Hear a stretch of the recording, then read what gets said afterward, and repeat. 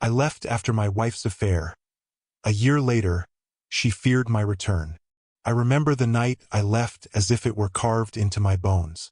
There was no confrontation, no yelling, no grand scene of betrayal. Just silence. The kind of silence that seeps into your skin, into your marrow until it becomes a part of you. I walked out of our home. No, her home now, without a word, without a single backward glance. And for a whole year, I let the world believe that I had disappeared. Her name was Camille, and for 10 years, she had been the center of my world. I thought we were solid, unshakable. I had built a life with her, woven our days together into something I thought was unbreakable. But I was wrong. I had been living in the comfort of an illusion, unaware that she had already begun unraveling the threads.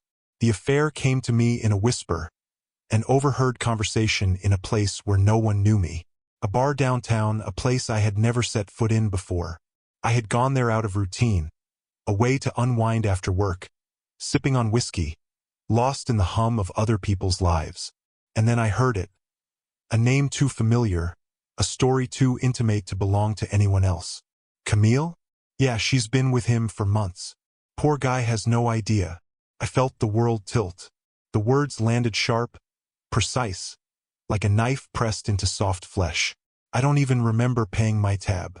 I walked out of that bar with my mind spinning, my heart hammering against my ribs. I needed to be sure. I needed proof. I spent the next week gathering evidence, following the crumbs she had left behind. Late-night texts, unexplained absences, the careful way she had started guarding her phone. I combed through it all, each revelation another crack in the foundation of our life together. And when I finally saw them together, her laughter, the way she leaned into him, the kind of intimacy that should have belonged to us, I knew I was done. So I left. No note, no confrontation. I packed a bag with only what I needed and disappeared. My brother, Daniel, was the only one who knew where I had gone. He covered for me when the questions came. He handled the logistics, the sale of my car, the quiet withdrawal of my name from bank accounts, the legal papers that finalized our separation without my presence. I vanished from the life I had built, and in return, I gained a silence that was both liberating and suffocating. For a year, I rebuilt myself in the shadows. I moved to a quiet town in Montana, far from the city where my life had crumbled. I found work as a carpenter, something simple, something tangible. Wood didn't lie. It didn't betray. It bent and shaped under my hands, obedient and honest. It was the opposite of everything Camille had become to me. I told no one my full story. To the people in town, I was just Ethan, the man who rented the small house by the lake, the one who kept to himself, who worked with his hands and spoke little. It was enough. For a while, it was enough. Then, one evening, as I was locking up the workshop, my phone buzzed. An unfamiliar number. I hesitated before answering. I had spent a year avoiding my past, but something told me this call would pull me back under. A voice I hadn't heard in a long time, Daniel. His words came fast, urgent, laced with something I couldn't place.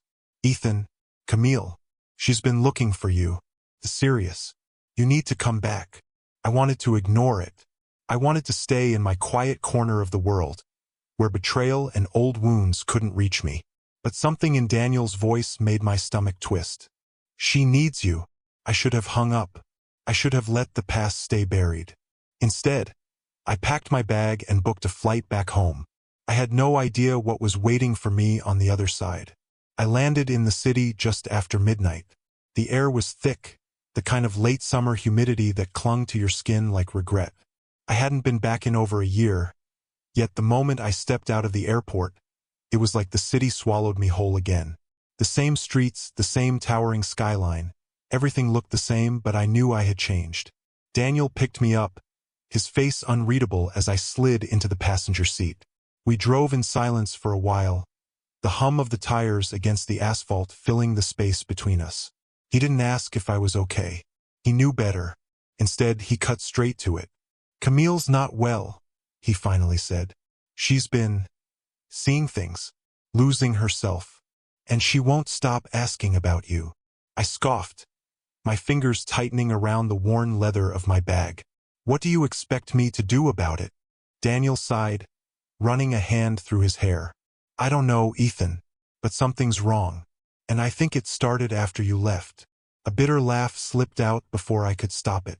So now she missed me? Now, after she had torn our life apart? After she had given herself to someone else? I wanted to tell Daniel to turn the car around, to take me back to the airport, but something gnawed at the edges of my resolve. I needed to see for myself. I needed to know. When we pulled up to the house, I almost didn't recognize it. The yard was overgrown. The porch light flickered weakly, and the windows, those once bright, inviting windows, were covered with thick curtains, swallowing the house in darkness. It looked abandoned, hollowed out, just like me. I stepped inside, and the air was heavy with something I couldn't name. It smelled of lavender, stale air, and something else. Something metallic like rust or old blood. The walls, once painted a warm cream, seemed dull and lifeless in the dim glow of a single lamp in the living room. Then I saw her. Camille sat on the couch, wrapped in a blanket despite the heat. Her once glossy dark hair was tangled, her face thinner, her eyes sunken and shadowed. But it wasn't just the physical change that made my stomach turn.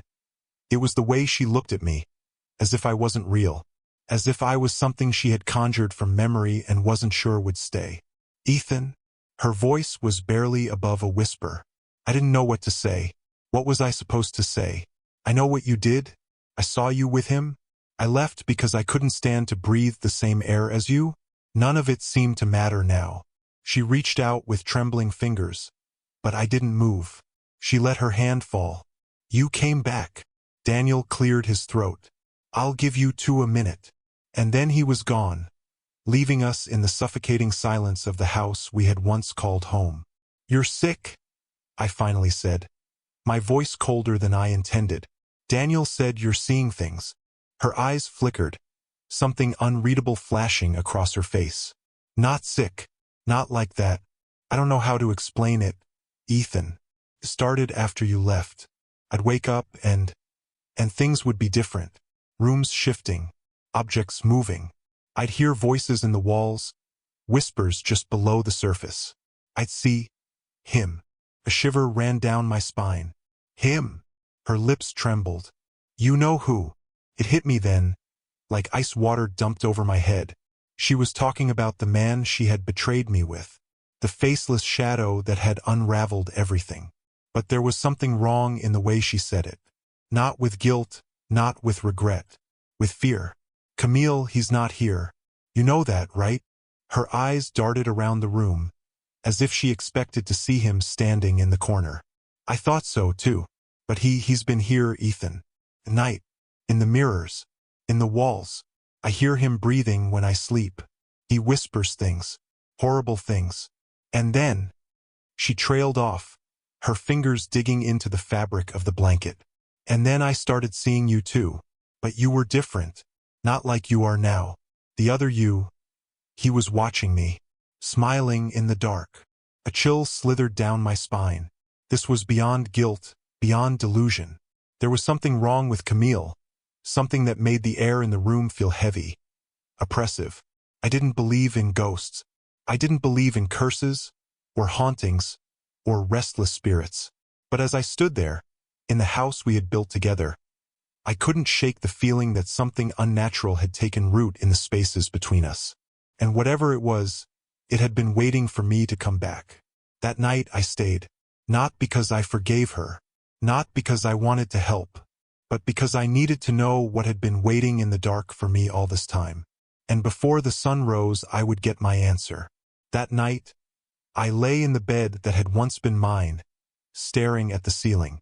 The room was still, but I could feel something pressing against the silence, something thick and waiting.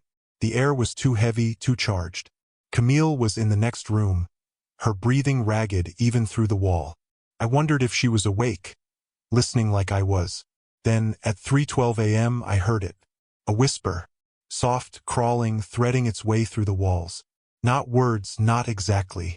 Just the echo of something that shouldn't be there. The sound of breath where there should be none. I sat up slowly. The darkness of the room was absolute, pressing in on me from all sides. And then, Just as I was about to dismiss it as a trick of my exhausted mind, I saw it. The mirror across from me rippled. Not a trick of light.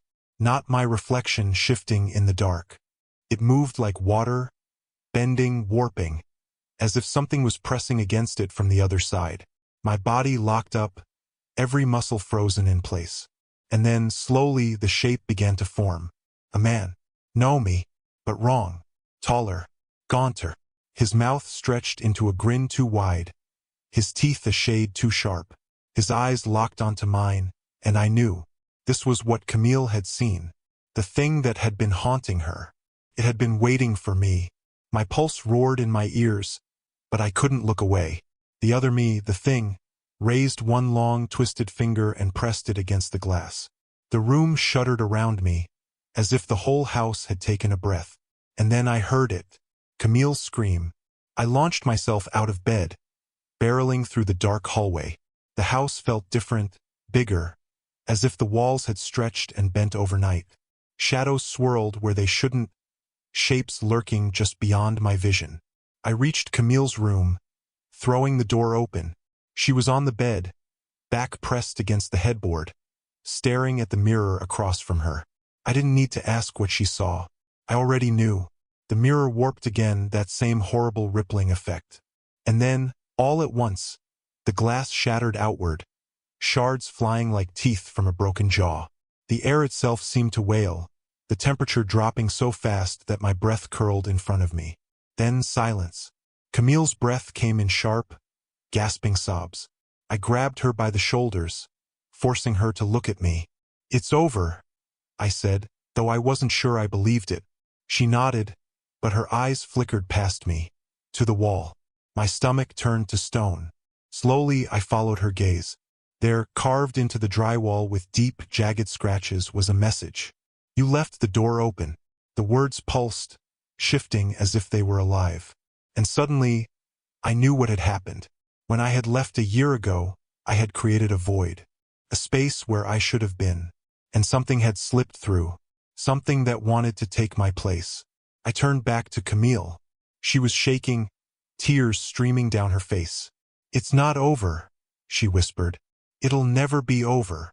But I wasn't so sure. The house felt different now. Lighter. As if something had finally exhaled, letting go. The shadows that had seemed so thick before had receded, curling away into the corners. The weight pressing against my chest lifted. I reached for Camille's hand. She flinched, but then let me take it. A moment of hesitation, then warmth. Familiarity. A connection that had frayed but not broken entirely. We left the house that night. Walked out without looking back, without locking the door. Whatever had been inside, whatever had been waiting, it was done. It had lost its grip. Over the next few months, Camille and I rebuilt piece by piece. It wasn't easy. There was too much history, too much hurt. But something had shifted between us. The walls we had built around our pain weren't as high anymore. We spoke not just of the past, but of the future. And slowly, impossibly, we found a way forward. The house sat empty for a long time. No one bought it, no one moved in. Eventually, it was torn down, reduced to dust and splinters. Fitting end, I thought. A year later, Camille and I stood together, watching the last pieces of it crumble. She squeezed my hand. "Do you think it's really gone?" I looked at the space where it had stood. The ground was silent, still. The air clean for the first time in a long time. "Yeah," I said. "I think so." And for the first time in years, I believed it.